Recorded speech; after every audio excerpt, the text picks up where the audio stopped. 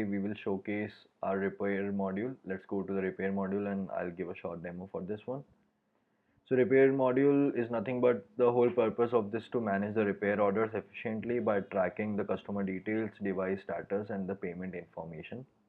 Key features for this module is the search and filter option where we can find repair records by customer name, mobile number or the data range.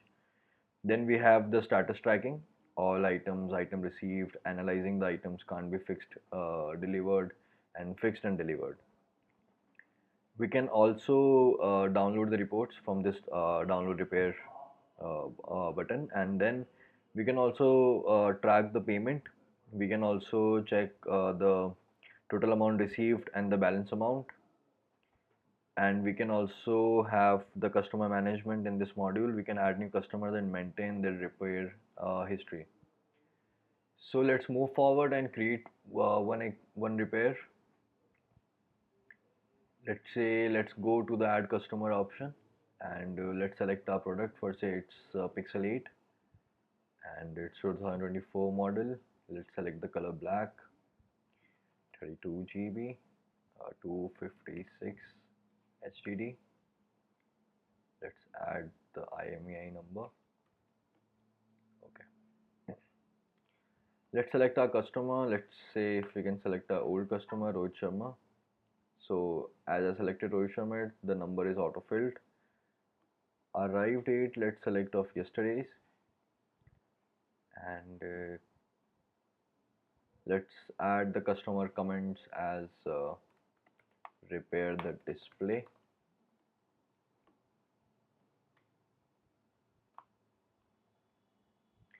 Now we will select the repair status as item received because right now we only have received the item.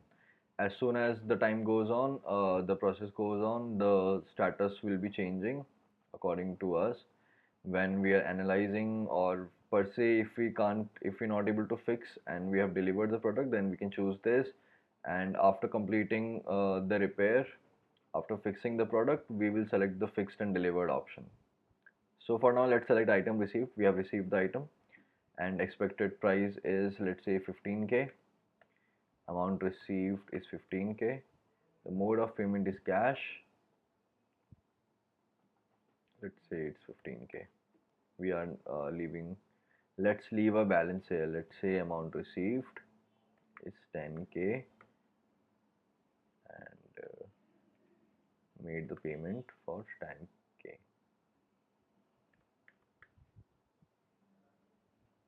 So I have filled all the details for with including the product details, customer details.